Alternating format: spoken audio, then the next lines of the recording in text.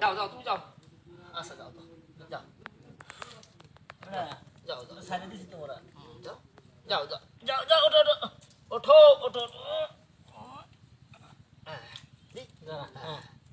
এই তো যাও মেলা ইয়ে দরকার নেই যাও না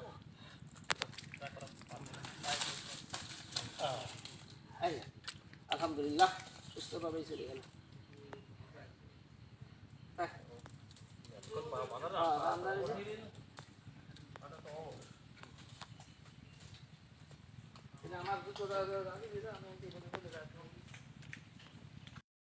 বাঘের দাবারে এই সব বন থেকে গ্রামে চলে গেল বাঘে তাড়া দিলে সেই সময় আর হুঁশ থাকে না গ্রামে যাওয়ার পরে গ্রামের মানুষ এই সুন্দরতলা তারপরে ওই বৈদ্যমারিতে আইছিলাম ক্যাম্প থেকে আর ওরা আছে জোড়া ব্রিস্টির ওই এলাকার লোকজনের সহায়তায় বৈদ্যমারি ক্যাম্পের স্টাফ আর করম জলের স্টাফ যৌথভাবে এটা উদ্ধার করা হয় উদ্ধার করে এনে আমরা ইনশাল্লাহ সুস্থ আছে আমরা যে ছেড়ে দিচ্ছি যাও আস্তে যাও আস্তে আস্তে আস্তে যাও তুমি তো ভদ্র আছো তুমি আমার কিছু কও না কিন্তু আগের টাইম আমার মারছি যাও পানির প্রয়োজন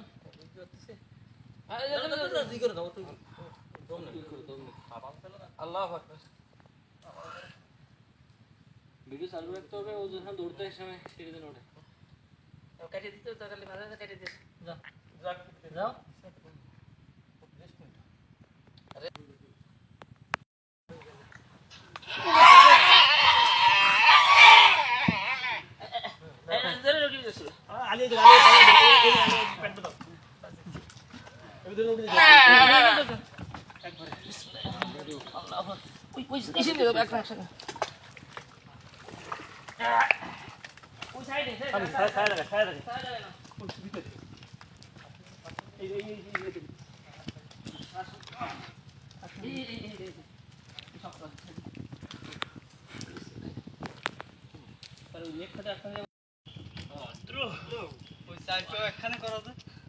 ভদ্র তুমি দেখা দিতাম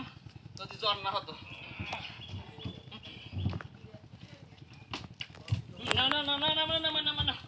একই জায়গায় আমরা চলে যাই বাবু কাটা কাটা কাটা কাটা কাটা ঢুকি যাও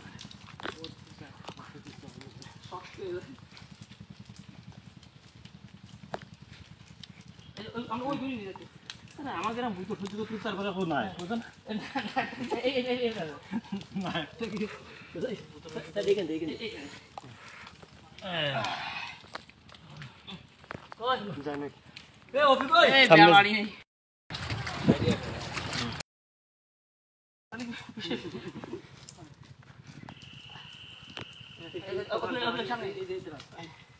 কথাবার্তা রাখো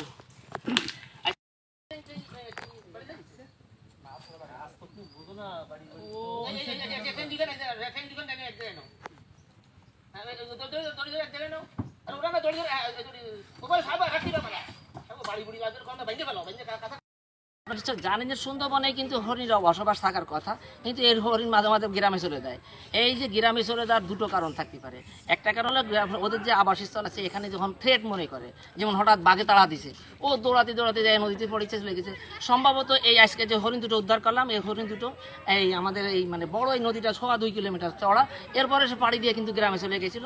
আমাদের করমজল বৈদ্যমারি এবং স্থানীয় লোকজনের সহায়তায় আমরা ওই সুন্দরতলা এলাকা থেকে উদ্ধার করে নিয়ে আসলাম এবং আপনারা দেখছেন মনে হয় এই হরিণটা কত সুন্দরভাবে চলে গেল সুস্থ আছে আর এছাড়া অন্যান্য সময় আরও একটা কারণেও যায় এখানে কিন্তু কাটাস মাছি এবং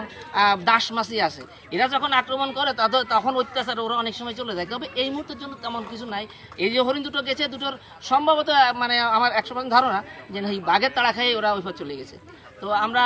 এলাকার লোকজন অনেক সচেতন হয়ে গেছে এক সময় দেখা যেত এইসব হরিণগুলো কেউ কেউ লুকায় রাখার জন্য চেষ্টা করতো কিন্তু এখন অনেক সচেতন এলাকার সবাই মোটামুটি চেষ্টা করে এবং সেইভাবে উদ্ধার করে আনে আমাদের এখানে অবমুক্ত করা হয়েছে আমরা চেষ্টা করি যে বন্যপ্রাণী যার যার অবস্থানে এবং যার যার এলাকায় সেই অবস্থান করে থাকুক আমরা আপনাদের সবাই সহযোগিতা চাই এবং বন্যপ্রাণী থাকলেই ভবিষ্যৎ প্রজন্মে কিছু টিকে থাকতে পারবে না হলে একসময় দেখা যাবে করোনার মতো ভাইরাস বা অন্যান্য বড় কিছু রোগবালাই পৃথিবীতে